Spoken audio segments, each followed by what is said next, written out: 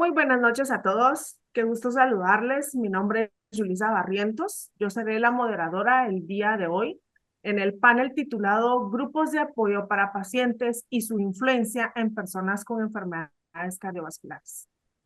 Es para mí un grato honor representar a estos panelistas y aprovecho a agradecer al Grupo Menarini y al programa de Todo Corazón Plus, un programa innovador cuya misión principalmente es ofrecer el apoyo centrado en pacientes, brindando soluciones innovadoras en educación, información, concientización de las enfermedades para mejorar la adhesión y adherencia a los planes de tratamiento.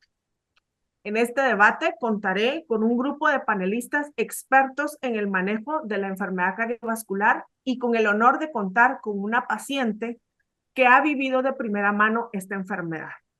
A continuación, les presento un breve resumen de los currículums de nuestros panelistas, iniciando con la licenciada Maite San Saturnino. La licenciada Maite es psicocardióloga española, presidenta de la plataforma de pacientes de la Fundación Española del Corazón, especialista en apoyo emocional a pacientes cardiovasculares crónicos, con asesoramiento, creación y gestión de asociaciones de pacientes y familiares. También tenemos el honor de contar con el apoyo del doctor José Antonio Ferrero Cabedo, también cardiólogo español. Él es doctor en medicina, especialista en cardiología y experto en cardiología del deporte y ergometría, cardiólogo de la Clínica Artes y del Club Valencia de Básquet y médico adjunto en el Servicio de Cardiología del Hospital Clínico Universitario de Valencia.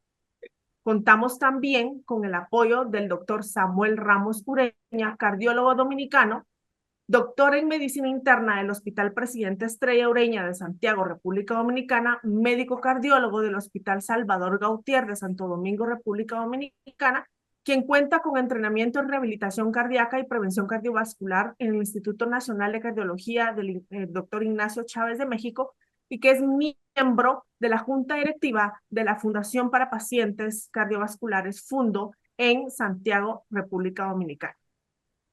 Y sin ser la última, ni la menos importante, al contrario, la razón por la cual estamos aquí todos reunidos, tengo el honor de presentar a Nidia Batista de Débora, una paciente de 71 años, originaria de Dominicana, cuya profesión es maestra, pero actualmente está pensionada y quien nos va a deleitar pues con su experiencia en este país.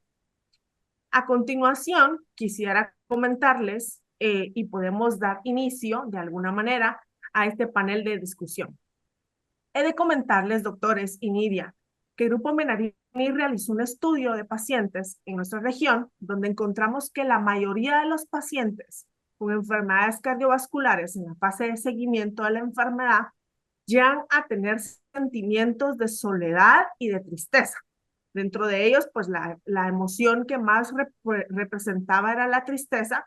Y cuando preguntamos a este grupo de pacientes si alguno de ellos pertenecían a un grupo de apoyo, solamente el 7% de los pacientes que entrevistamos, que estamos hablando de un total de 467 pacientes aproximadamente, refirieron que pertenecían a un grupo relacionado con su enfermedad. Es por eso que hoy, debido a este interés y a la necesidad de que tenemos de saber si los grupos de apoyo en pacientes realmente tienen una influencia en las personas con enfermedades cardiovasculares, nos gustaría saber un poco más e ir construyendo un poco más con preguntas y discusión acerca del tema. Para ello, quisiera dirigirme como primera instancia y por su experiencia en siendo miembro de la junta directiva de una fundación y habiendo creado incluso un grupo para pacientes hipertensos, me gustaría comentarle, doctor Ramos, en base a los hallazgos de este estudio, a lo que reportaban de que los pacientes reportaban como sentimiento principal la soledad y la tristeza. ¿Por qué cree usted que los grupos de apoyo se convierten o ganan relevancia para los procesos de las enfermedades crónicas? Podríamos decir que los grupos de apoyo realmente se vuelven parte del plan terapéutico para poder sobrellevar de mejor manera la enfermedad crónica cardiovascular. ¿Qué podría comentarme al respecto, doctor? ¿No? Gracias por la invitación a compartir con ustedes y con el público que en esta ocasión nos está viendo. Y a ustedes también por compartir su tiempo y sus experiencias con nosotros.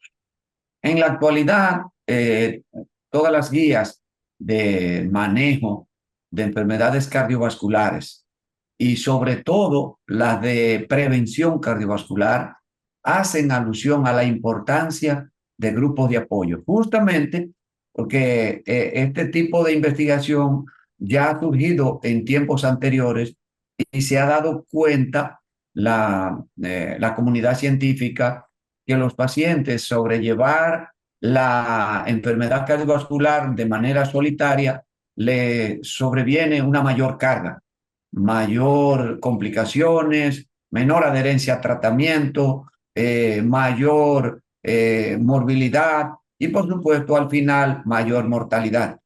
O sea que entre el apoyo de familia, que no se debe desvincular de la enfermedad cardiovascular, por eso vemos cómo se aumenta la mortalidad en personas que viven solas, en las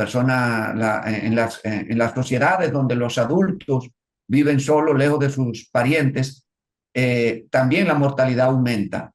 Y dicho sea de paso, en este grupo, el grupo de apoyo todavía tiene mucho más sentido, porque al no tener la familia cerca, personas que comparten experiencias, que comparten penas, que comparten realidades, les ayudan bastante.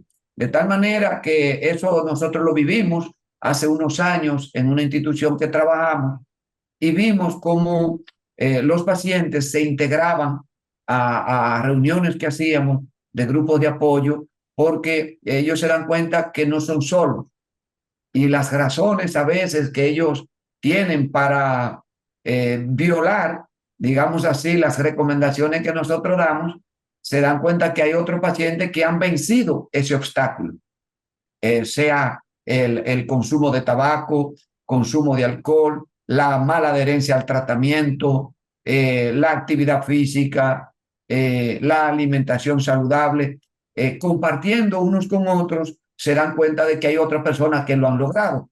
Y entonces, si otros lo han logrado, muchas veces la pregunta es ¿por qué yo no? Y ahí vienen las conversaciones cruzadas entre ellos, sea en público, sea en privado, se hacen amigos nuevos que comparten las mismas experiencias y esto ayuda, incluso hasta contar mi experiencia, me ayuda a mí mismo. O sea, eso es lo que uno puede ver en estos pacientes. Y el ejemplo que tenemos, digamos, de más antaño son los grupos de alcohólicos anónimos, que quizá es el grupo que podemos nosotros tomar como referencia para ver cómo gente que se unen en la voluntad de abandonar el alcohol pueden ayudarse y complementar la ayuda con los demás. Entonces, tomando ese ejemplo, los grupos de pacientes también pueden, en lo que yo comento, mi realidad, eso me ayuda a desahogarme, a no sentirme solo, porque hay otras personas que tienen igual problema que yo y a veces peor. Entonces, solamente contar mi realidad me ayuda. Y también, por supuesto, ayudará al otro. Y ayudará, como le dije, a vencer esos obstáculos que yo veo y que el otro ha vencido. Y el otro me comparte las herramientas que ha tenido. Ya no solamente es el médico, porque muchas veces nos ven a nosotros como un ente externo que está tratando de, digamos, meterse en sus vidas para mejorar las cosas, pero que nos ven desde un punto de vista profesional, de una manera diferente a una persona que está viviendo su misma realidad.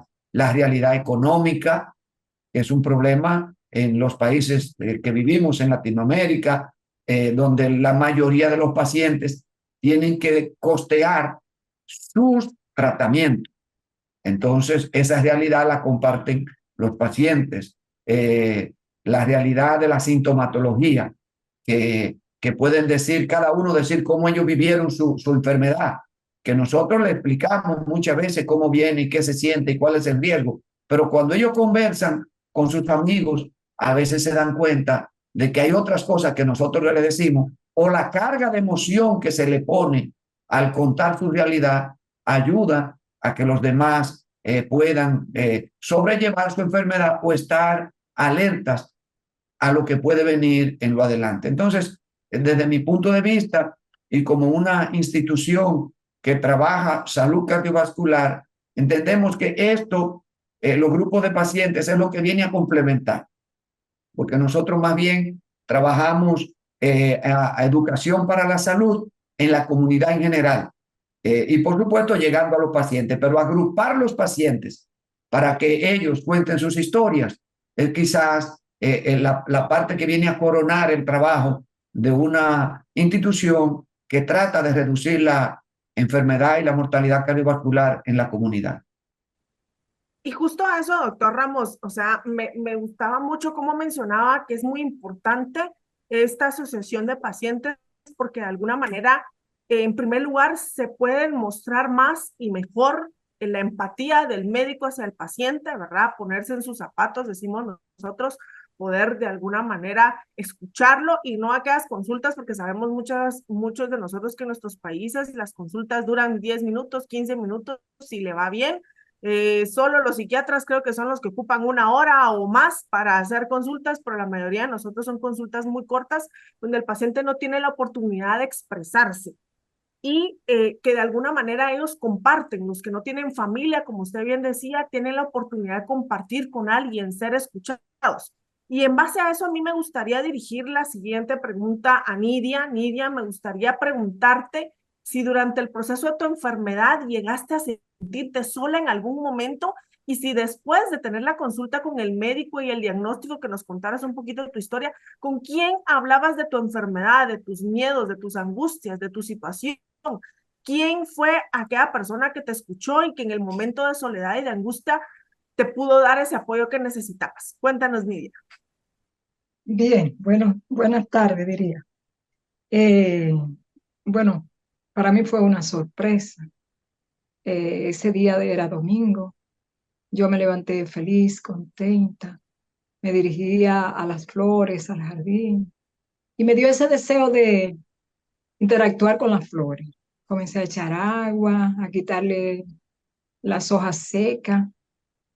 Llegó un momento que ya tenía varias horas y sentí sed, deseo de tomar agua.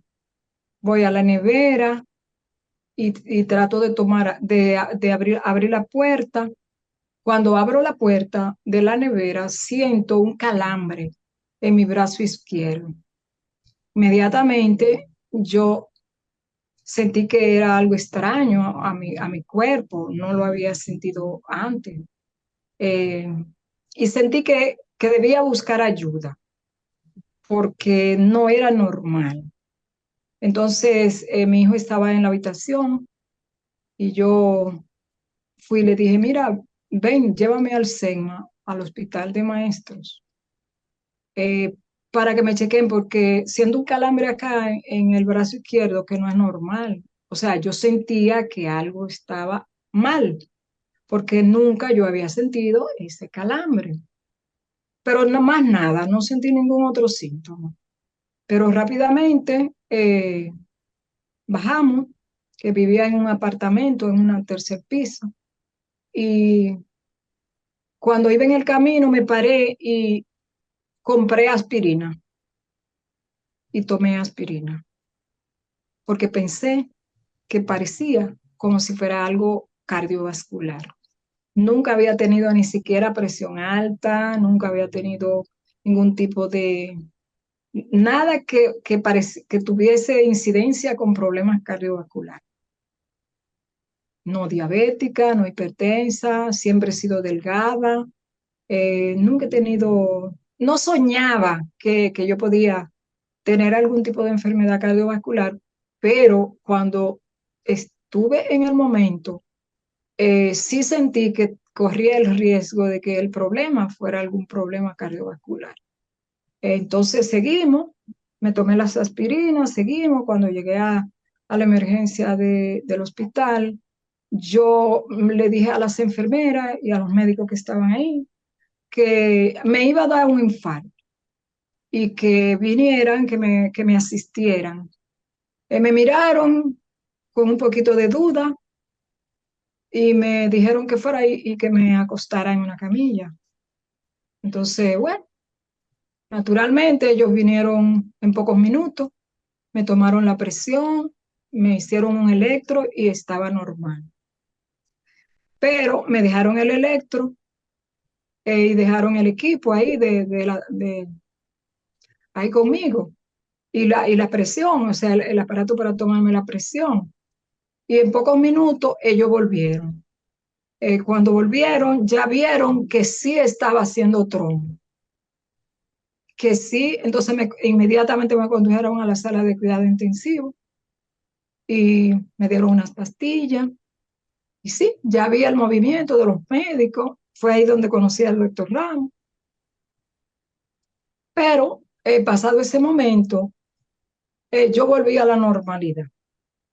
O sea, ya no me dolía nada, ya no tenía nada. Entonces, yo pensé que me iban a despachar, que ya me iban a dar de alta, que yo iba a regresar a mi casa. Me dijeron, no, hay que estudiar, hay que hacer los estudios para ver de qué pasó, por qué estaba haciendo trombo. O sea, ciertamente, vamos a ver si infartó, que ni siquiera yo, perdón, yo no sabía que había hecho infarto, pero me fueron explicando, vamos a ver si qué pasó, etcétera, etcétera, y me dejaron en el hospital. Entonces luego gestionaron para hacerme un cateterismo, para ver cómo estaban mis arterias. Y exactamente, eh, tenía creo que dos arterias con, no tapadas 100%, pero tenían grasa en las arterias. No, no era 100% ninguna, ni una de las dos no era 100%. Y a partir de ahí comenzó el proceso de recuperación, vamos a decir. Me hicieron, en el cateterismo me pusieron un stent en ese momento. Eh, y bueno, regresé a mi casa, llena de dudas, de preguntas, de Y que quería encontrar la respuesta. ujú. Eh, no, nunca me había pasado, ¿por qué me pasó? Un sinnúmero de preguntas que lentamente fui tratando de darle respuesta. Ahora, desde el punto de vista del miedo, nunca tuve miedo, esa es la verdad, porque en un momento yo dije, si es mi hora, que el Señor o sea, ya me permita, me perdone, etcétera, etcétera. Pero no lo hice, perdón, no lo hice con miedo, yo lo hice consciente, consciente de que el ser humano vas a vivir lo que Dios quiera y que el día que llegue al final vas a llegar, que es algo en lo que usted no va a opinar. Y si ese era el momento de que me había llegado, de que esa era la causa, de que estaba viviendo un momento ya final de mi vida, amén. Y eso fue lo que hice.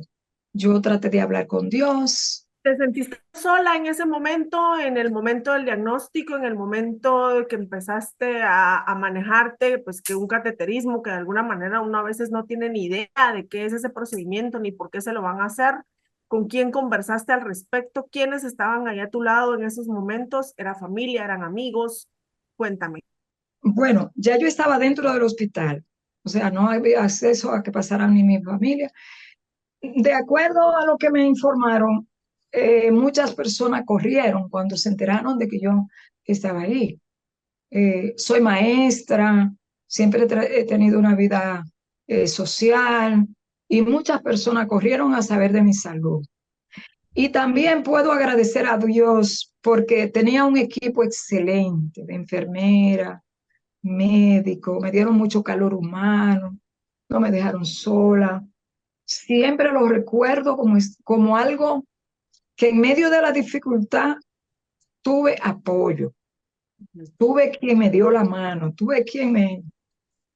A veces yo recuerdo eso con un poquito de emotividad, pero sí, no, yo no me sentí sola. Al contrario, yo sentí que, caramba, tengo muchas personas que se están preocupando por mí. ¿Qué pasa? estoy mal, pero ellos están... Y en la medida que pasaban las horas, más personas querían entrar a verme, querían a decirme, yo estoy aquí, me tomaban las manos, me daban palabras de apoyo, tú te vas a poner bien, eso va a pasar, te están atendiendo, nada te va a pasar, o sea, me calmaba. Y eso me daba un poco de ánimo, pero también me preguntaba, ¿y qué me pasó? Que ellos saben que yo no sé. O sea, una serie de dudas, ciertamente. Es natural porque todo lo que llega de sorpresa, uno no sabe todo. Bueno, y nada, ahí me quedé eh, a los 3 días, o sea, fue domingo, para el martes ya. Entonces me enviaron a hacerme el cateterismo. Cuando me hicieron el cateterismo, las personas que me lo estaban haciendo me iban informando, me iban educando, me iban dando informaciones de que había esto, de que había lo otro, de que iba a estar bien y efectivamente estuve bien. Terminaron con el cateterismo, me regresaron al hospital y todo para mí, en el nombre de Dios, fue exitoso Excelente. porque ellos me daban ánimo, ellos o sea, yo sentí, vuelvo y repito, mucho calor humano, mucha preocupación. Yo sentía que estaban luchando por mi vida. Pero sí, en la parte íntima uno siempre tiene un signo de interrogación. ¿Qué me estarán ocultando? ¿Estaré en peligro? ¿Voy a morir? ¿Voy a vivir? Eh, Te hablan. Uno, incluso yo miraba los rostros y trataba de leer qué me decían sus rostros, que no fueran sus palabras. Claro, Eh, Algunos tenían caras de preocupación, otros caras de aliento, te vas a poner bien, todo va a estar saliendo bien, tranquila, no es nada que te pueda morir. O sea, ellos no me transmitieron verbalmente la sensación de que yo podía morir, pero sí yo miraba la cara de preocupación y por claro, algo era. claro. Pero, pero en términos general, mi experiencia en el hospital fue increíble, o sea, fue muy positiva. Ya después que pasó todos los momentos difíciles que yo he revisado, como si fuera una cámara, que yo he revisado cada paso que recuerdo.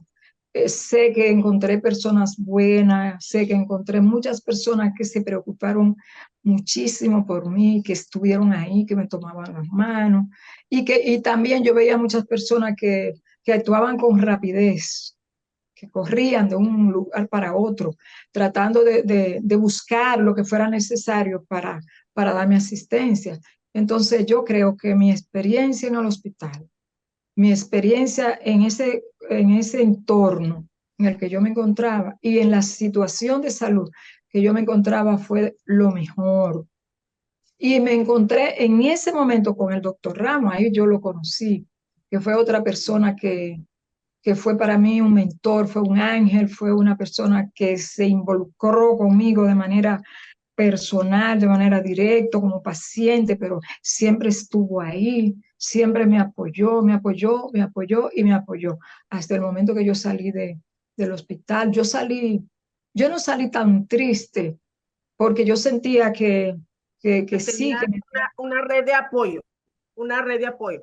Nidia, totalmente. en base al tiempo, vamos a continuar con la siguiente pregunta. Vamos a seguir hablando acerca de tu experiencia porque sí queremos que nos cuentes un poco más. Sin embargo, tocaste temas muy importantes aquí con tu historia. Primero fue que volvemos a repetir el hecho de la empatía, de ese apoyo que tú sentiste de los médicos, de las enfermeras, de lo que te transmitían, como dices tú, a través de sus rostros, ¿verdad? Qué importante es eso. Y dada esa situación y debido a la especialidad que tiene, quisiéramos ver, licenciada Maite, desde la perspectiva de salud mental, ¿qué beneficios considera usted que tiene para un paciente con una enfermedad cardiovascular compartir sus experiencias o historias de enfermedad con más personas como lo acaba de hacer Nidia con nosotros? ¿Cómo cree usted que le ayuda al paciente conocer a más personas que han padecido de las mismas condiciones ¿Y cuál es el rol importante de la familia en este contexto?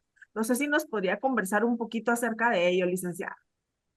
Bueno, en primer lugar, quiero darles las gracias por tener esta posibilidad.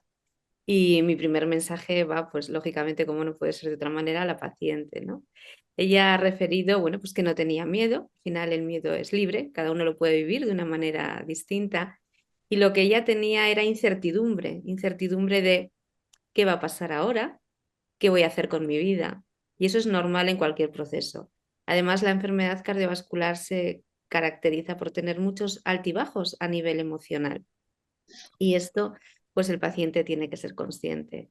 ¿Cómo podemos suplir esos altibajos? Pues que se sienta apoyado no solamente por su equipo médico, que es importantísimo, esa comunicación médico-paciente, que se haga de la manera adecuada, que se dé en el momento preciso. Yo siempre digo que tan importante es el qué decir sobre cómo decirlo y cuándo decirlo, ¿no? A veces igual damos la información en un momento en el que somos humanos, ¿no? Todos. Y ella, dense cuenta que se estaba fijando en las caras que ponían los profesionales que se encontraban con ella.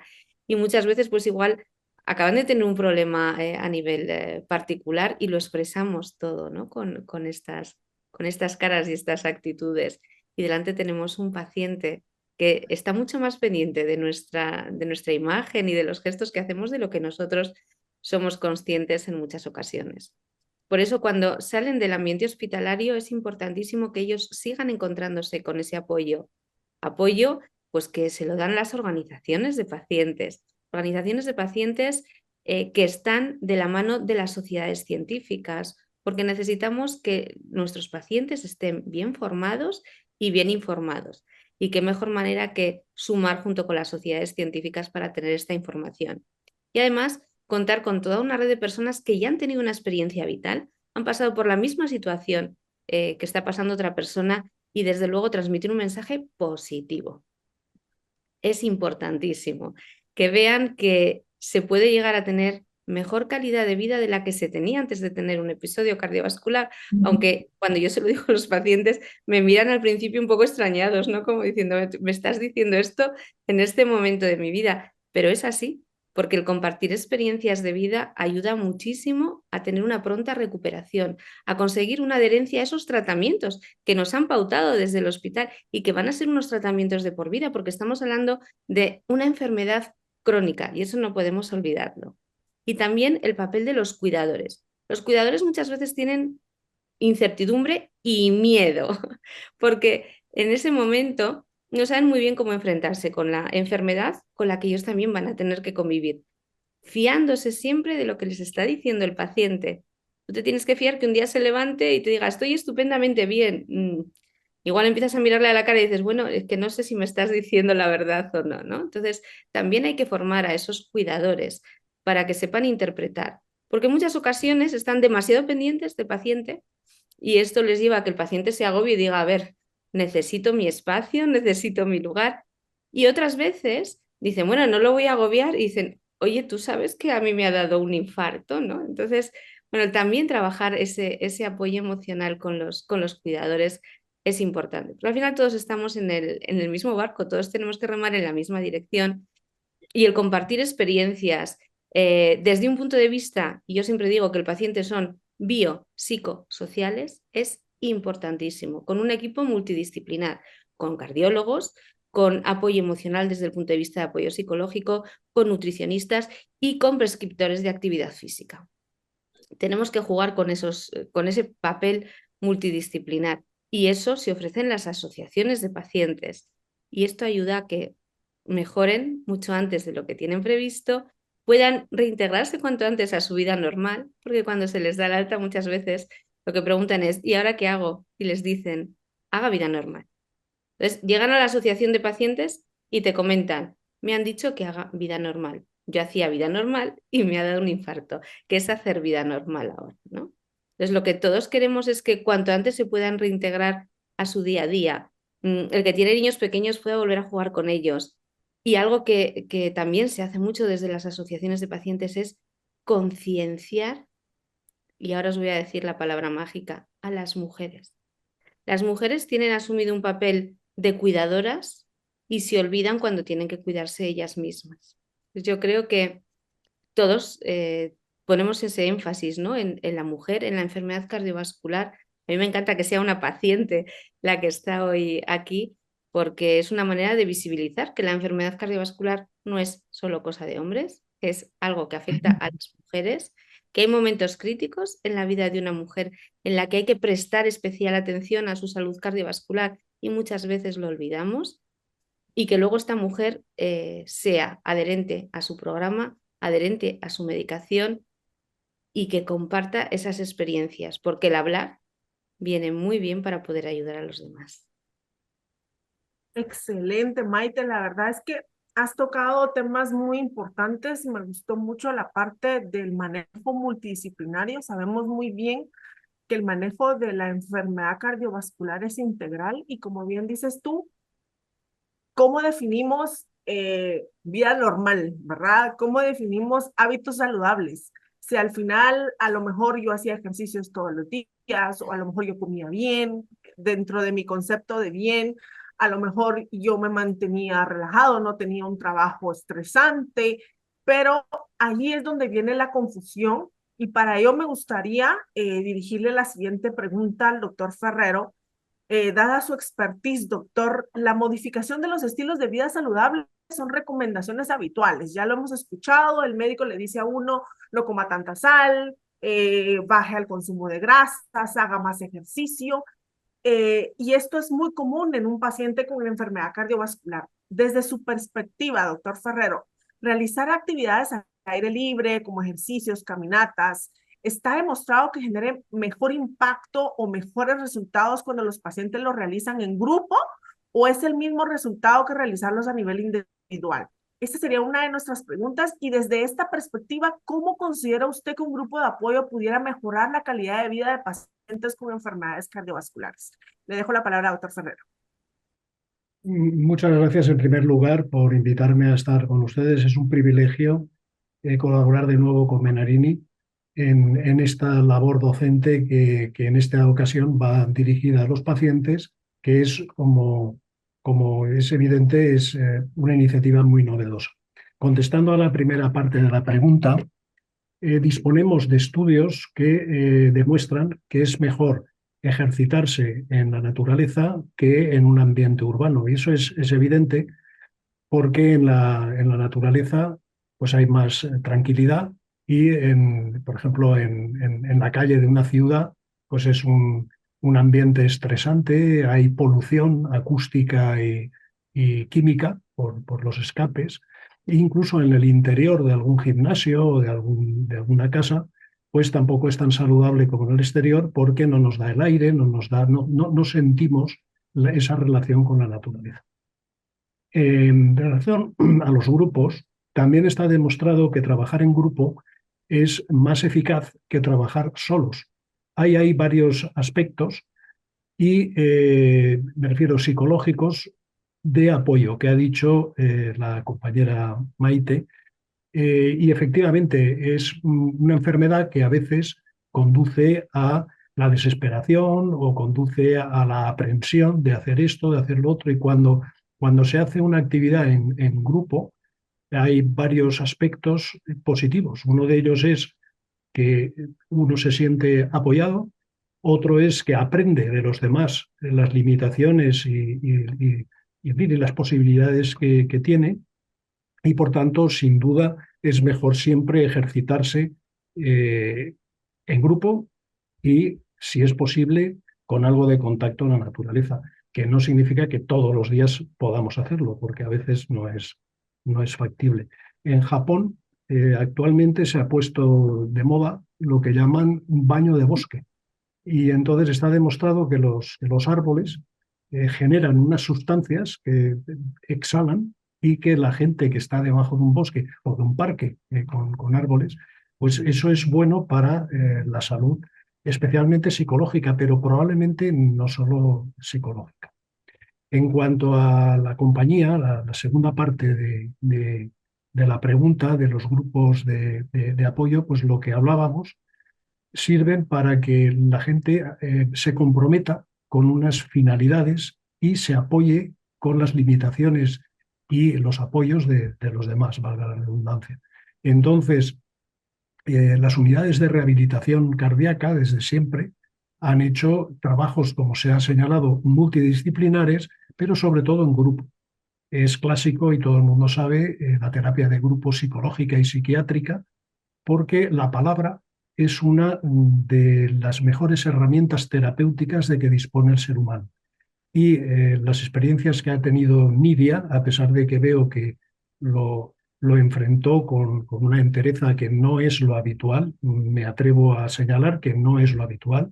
La gente en general pasa miedo, se siente sola en los grandes hospitales, sobre todo de madrugada, entre los aparatos de cuidados intensivos, con los ruidos y tal, y no es habitual, pero la felicito porque es la manera de enfrentar este tipo de problemas, pero volviendo al hilo, lo que quiero decir es que todas esas angustias y todas esas experiencias, si se verbalizan y se produce una relación empática con gente que es de mi grupo, no solo humano, sino además está enfermo, etcétera, pues yo creo que es muy importante. Por último, que ya han señalado los otros ponentes, pues que a veces los médicos no explicamos bien, o bien porque no tenemos tiempo o porque no tenemos esa habilidad. Y entonces el pertenecer a un grupo de apoyo de una sociedad científica o de una agrupación es muy importante porque allí se clarifican cosas que a lo mejor el paciente no tiene posibilidad de preguntar al médico o al psicólogo o al psiquiatra. Y entonces eso yo creo que hace fluir mucho mejor la recuperación de los pacientes. Y para acabar, decir que fuera de toda duda, los grupos de rehabilitación y en este caso los grupos de apoyo consiguen una recuperación laboral y una recuperación, digamos, médica siempre más baja, o sea, en tiempo, más rápida que el paciente aislado. Supongo que Maite, que dirige una de las asociaciones paramimodélicas, que es la Fundación Española del Corazón, estará de acuerdo en que eso es así. O sea, es más eficaz el trabajo en grupo, siempre. Sí. Excelente, doctor. Y precisamente yo creo que tal como mencionaba, creo que parte del hecho de cómo enfrentó Nidia la situación en el hospital, su diagnóstico, etcétera, es porque ella tenía un círculo de apoyo bastante cercano. En ese caso, pues tenía la oportunidad de que su hijo la apoyó, la llevó al hospital y dentro del hospital, como ella bien dice, pues se topó con profesionales de salud empáticos, ¿verdad? Es de alguna manera el mensaje también que queremos nosotros llegar a dar a través de este panel, y es que no estamos tratando números, no estamos tratando diagnósticos, estamos tratando personas. Personas que sienten, personas que no comprenden lo que estamos diciendo muchas veces, y los médicos a veces cometemos el error de que usamos mucho lenguaje complicado, tecnicismo, y el momento el paciente encima de que está asustado, se siente mal, no saben ni qué le estamos diciendo, no saben ni cuál es su pronóstico, y eso también es algo que tenemos que empezar a cambiar. Creo que al empezar a ser más conscientes de que tratamos pacientes, personas, creo que vamos a empezar a ayudar más a estos diagnósticos. Y en base a eso, a mí me gustaría comentarles y preguntarles, ¿verdad? Eh, en base a todo lo que ustedes han mencionado, Nidia, quisiera preguntarte rápidamente, si tú como paciente con una enfermedad cardiovascular formas parte de un grupo de apoyo, si eso es así, ¿cuál es tu experiencia? ¿Cómo este grupo te ha ayudado a sobrellevar la enfermedad? Vamos a hacerlo de forma breve, Nidia, porque queremos dar un cierre de opiniones de todos y así poder dar un mensaje. Entonces, cuéntanos un poquito acerca de tu experiencia. Maravilloso, porque cuando terminé del hospital, que regresé, e inmediatamente el doctor Ramos, que fue mi médico de cabecera, pero que también él ya tenía la fundación, inmediatamente yo me incorporé y allí de manera activa, claro, me sentí feliz, me sentí tranquila, me sentí prácticamente privilegiada. eh, y fue hasta el momento, porque todavía yo pertenezco a ese mismo grupo. Eh, Ese grupo ha sido para mí parte como mi familia. Eso yo no lo negocio. O sea, esas actividades que se realizan es algo que para mí o sea, yo le doy un valor extraordinario. ¿Por qué? Porque allí yo me encuentro con mi gente, con mi mundo, con las personas que también han vivido de una manera u otra mi experiencia. Y bueno, esa es mi otra casa. O sea, yo como que no concibo que dejar de asistir a esos grupos, lo considero como parte de ya de mi familia, de mi vida misma. Yo le recomiendo a cualquiera que sí, que el complemento, o sea, lo que va a complementar en la parte emocional, exactamente, el que usted socialice con otras personas, que al igual que usted han tenido experiencia, quizás peores, quizás mejores, pero en realidad estamos ahí, estamos vivos, estamos contando nuestras experiencias, hemos tenido una vida normal prácticamente después de, y otros lo pueden vivir. O sea, también nosotros, que lo he aprendido con el día a día, hemos aprendido a decirle a las demás personas que sí, que tenemos una enfermedad, pero que nosotros si nos cuidamos, si nos tratamos, si lo tomamos en serio, nosotros podemos vivir la vida que Dios nos dio. E incluso podemos morir de otra enfermedad y si morimos de esa, amén. Pero podemos tener todos los años de vida que Dios nos iba a dar. Eso no es algo que nos va a impedir vivir. Eso no es algo que nos va a limitar para nada. Yo viajo, yo ando en un avión, yo ando en un barco, porque hay muchas personas que quedan con miedo. Entonces yo digo, no, no me va a dar, no me... Hay muchas personas que les repiten los infartos. Y en la gente, o sea, en el pueblo, en la multitud, la gente piensa que hay, que tiene que vivir con esa limitación porque te puede dar en cualquier momento, te puede volver, que tiene una predisposición a volver a tener un infarto. Pero entonces ahí viene el que yo estoy bajo vigilancia médica, yo asisto religiosamente a mi cita, yo sigo mis instrucciones de mi médico. Yo llevo mi dieta adecuada. Yo hago los ejercicios de rutina. Para mí ya es un estilo de vida. Entonces, si yo cumplo con verdad lo que la ciencia indica, en mi caso ya yo tengo 13 años del infarto y yo no he tenido absolutamente, bueno, ¿qué? Yo he tenido cosas normales. Y le doy gracias a Dios por esos 13 años y puedo vivir 13 más y 13 más. O sea, yo me estoy pensando que porque tengo una enfermedad cardiovascular ya eso es el fin de mi vida. Yo pienso que yo voy a vivir lo contrario, que voy a vivir la vida que Dios quiere que yo viva y que el día que me llegue al final, pues me llegó porque nos va a llegar a todos. Claro, excelente. Y como tú dices, Nidia, es importante mantenerse adherido, mantener esa adhesión, no solo a la terapéutica que nos indique, el plan terapéutico que nos indique el médico, sino a los cambios de estilo de vida. Y nosotros hemos visto de forma general, ahora con este conversatorio y con la experiencia que tiene cada uno de los panelistas y con lo que hemos leído, que los grupos de apoyo son reconocidos en todo el mundo para diferentes patologías, no solo enfermedades cardiovasculares, hay muchos grupos de apoyos para otro tipo de enfermedades neurológicas, degenerativas, oncológicas, ¿verdad? Son de gran ayuda para mejorar la percepción que se tiene respecto a la enfermedad, o sea, cómo percibe el paciente la enfermedad y cómo la pudiera enfrentar. Con relación a la adherencia al plan terapéutico, a los medicamentos, eh, pudiéramos brevemente construir una idea de cómo consideran ustedes que el grupo de apoyo tiene una influencia positiva en esta adherencia al plan terapéutico para los pacientes con enfermedades cardiovasculares. Me gustaría que cada uno de ustedes me diera una breve respuesta a esta pregunta, iniciando pues con la licenciada Maite.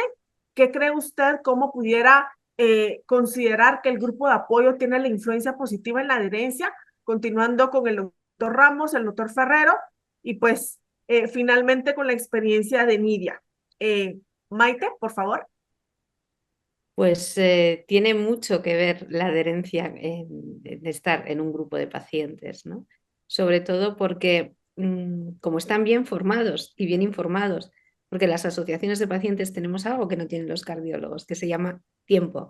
Tenemos tiempo para formarles y para informarles. Y cuando van a empezar un tratamiento, que sepan por qué están tomando esa medicación, para qué les sirve esa medicación. Y lo que a mí me preocupa mucho es incluso en el tema del colesterol, ¿no? Como prevención secundaria, porque estamos hablando de prevención secundaria. Y a veces se da importancia a un tipo de medicación y a otra no.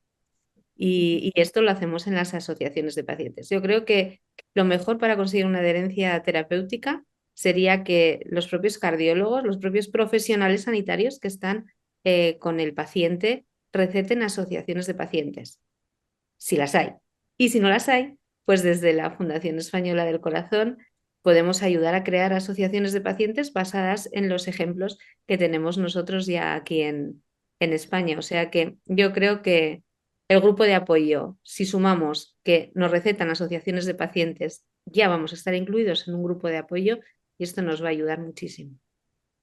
Excelente. Doctor Ramos, ¿nos pudiera indicar qué opina al respecto? Bueno, creo que una de las cosas que puede ayudar bastante es compartir las limitaciones que significa, porque vuelvo y digo, tenemos aquí una realidad muy diferente a muchos países por la cobertura. Aquí una de las principales razones de no adherencia son los costos. Entonces, una de las cosas que un grupo de pacientes puede ayudar es diciéndole a su compañero, habla con tu médico, en vez de dejar de tomarte el medicamento, dile que busque la manera, que mira, yo tengo combinaciones que salen más económicas, o que busque un medicamento que tú puedas cubrir, o tal vez algún programa que tiene una industria farmacéutica de ayuda a pacientes, que te ponga, yo estoy en uno. Entonces, esas son de las cosas que un grupo de pacientes puede ayudar, incluso hasta dirigirlo. Aquí en nuestro país hay varios lugares justamente de asociaciones de pacientes, no cardiovasculares hasta el momento, pero más de diabéticos, que tienen hasta farmacias populares y han logrado reducir bastante los costos. Y a veces yo a mis pacientes, sobre todo que venden estatinas, que venden hipoglicemiantes, por supuesto, manejo para la diabetes e incluso antihipertensivos, tengo que conducirlos. Mira, ahí te pueden ayudar con los costos. Entonces, que los pacientes hablen de las limitaciones que tienen para adherencia. Cada uno tiene una historia diferente. ¿Por qué yo no la sigo? Otro será porque no le da la gana. Simplemente no me voy a tomar esas pastillas. No estoy enfermo, yo no soy hipertenso. Ese fue el doctor que se le ocurrió ese día que yo fui. Y el conversar con los pacientes, entre ellos, puede decirle, no, mi hijo, yo creía esto mismo y un día tuve que venir por emergencia con un ataque cerebral. Entonces, conversar sobre las historias de ellos, qué ha significado iniciar un tratamiento, abandonarlo, cuáles limitaciones tienen para seguirlos. Yo creo que todo eso, conversado libremente, puede incluso motivarlo a ellos a hablar con su médico. Dile, doctor, mire, un amigo mío me dijo tal cosa, ¿qué usted opina?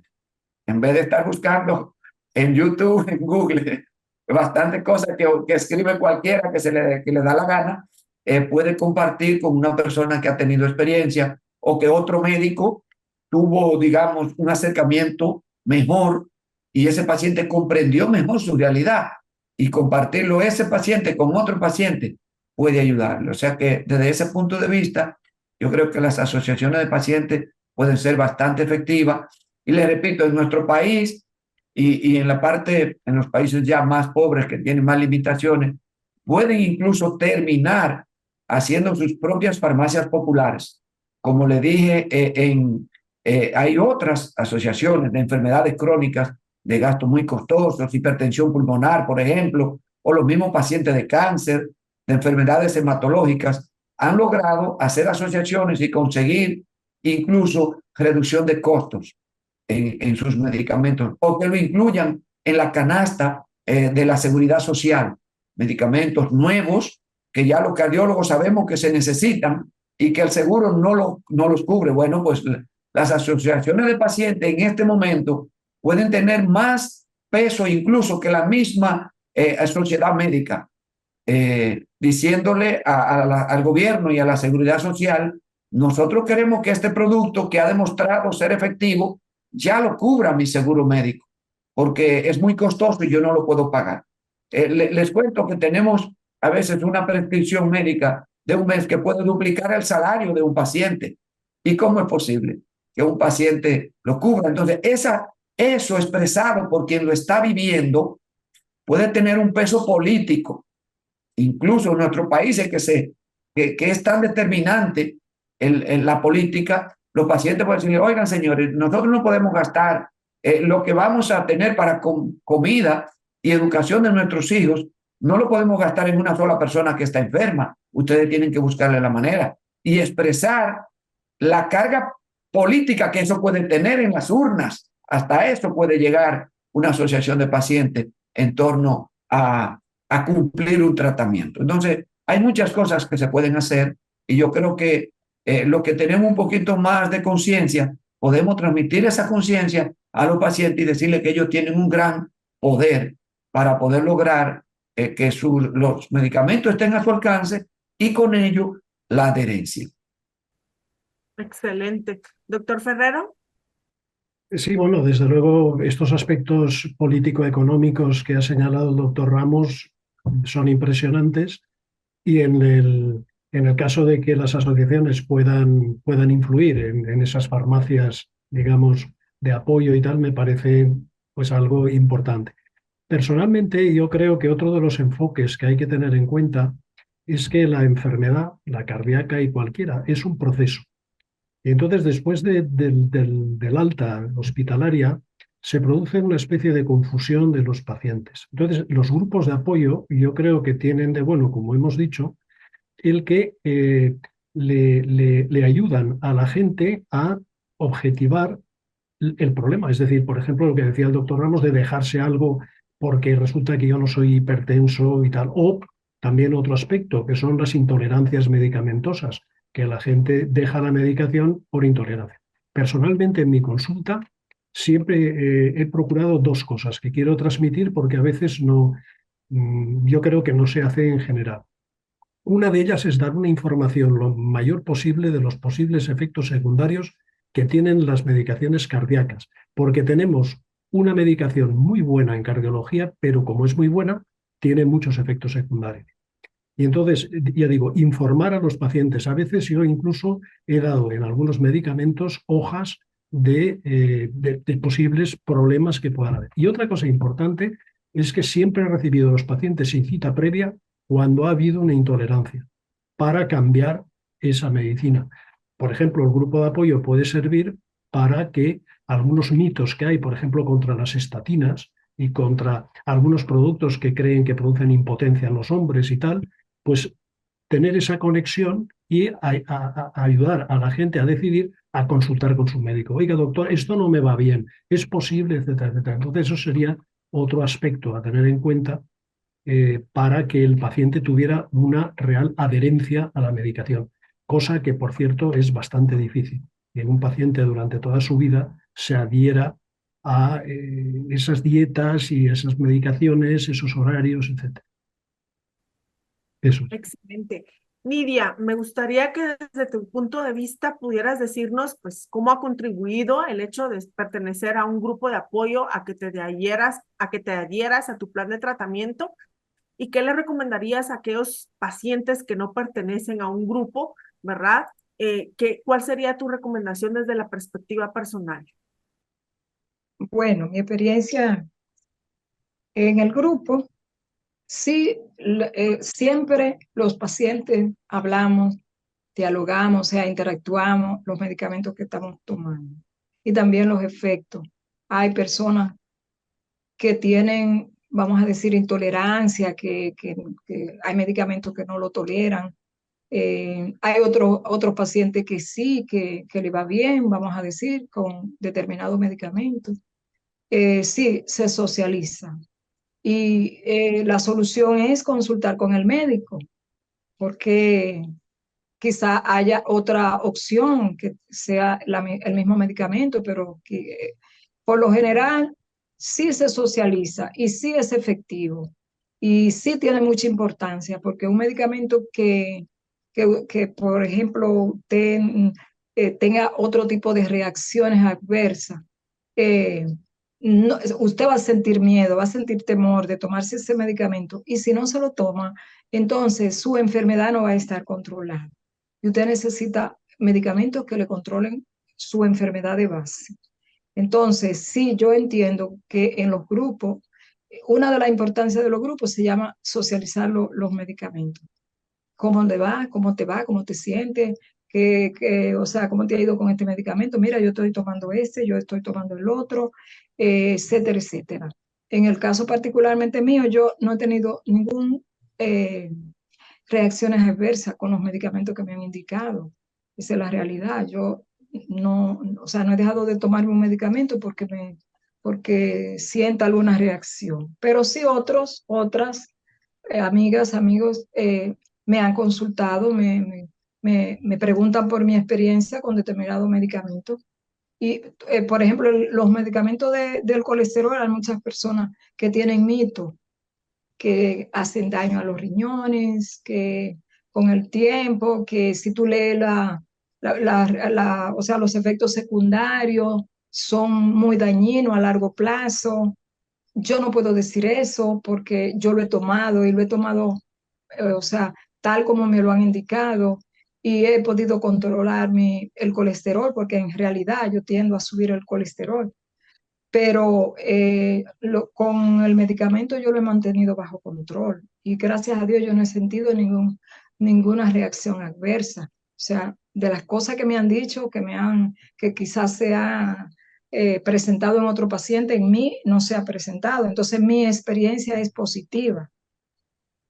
Otros tendrán experiencia negativa, pero la mía es positiva porque en verdad he mantenido mi colesterol controlado y lo he controlado con ejercicio, con alimentación, pero también con medicación. O sea, yo siento, Excelente, Nidia. Y la verdad es que en aras del tiempo, siento que es un tema que pudiéramos extendernos mucho, tendríamos mucha experiencia. Aquí tenemos 4 personas que tienen mucha experiencia en el tema. Sin embargo, me gustaría cerrar de alguna manera sabiendo que, pues, con todos los insights y las perlas que nos han dejado en sus charlas, sabemos muy bien que parte de la importancia que tienen las asociaciones y los grupos de pacientes es que el paciente hoy en día juega un rol activo.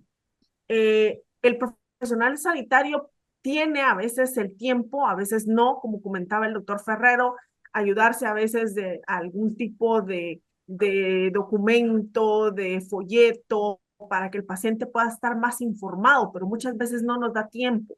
Y necesitamos dar esta información sobre la enfermedad, sobre qué necesita el paciente saber y cuál es lo esencial que nosotros como profesionales de salud necesitamos que él sepa para garantizar esta adhesión y esta adherencia al tratamiento y por ende el seguimiento y una mejor calidad de vida. Entonces, yo agradezco nuevamente a cada uno de los panelistas. Quisiera terminar con la frase de que ser empático es ver el mundo a través de los ojos del otro y no ver nuestro mundo reflejado en sus ojos. Eso lo mencionó Seth Rogers y hemos cerrado este panel con ese mensaje.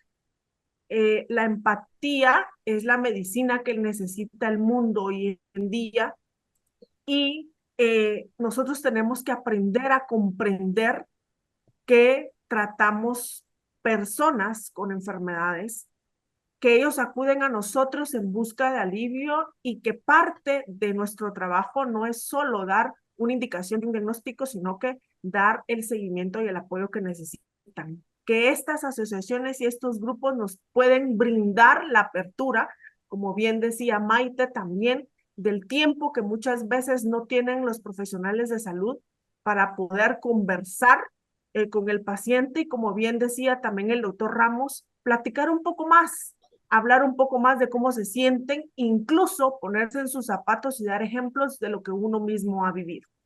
Así que muchas gracias a todos. Muchas gracias, licenciada Maite San Saturnino. Muchas gracias, doctor Samuel Ramos. Muchas gracias, doctor José Ferrero. Y mil gracias, Nidia Batista, por tu ejemplo, por tu vulnerabilidad y por habernos compartido tu historia. Gracias a todos el día de hoy. Feliz noche. En nombre del Grupo Menarini y del programa de Todo Corazón Plus, les agradecemos haberse conectado con nosotros.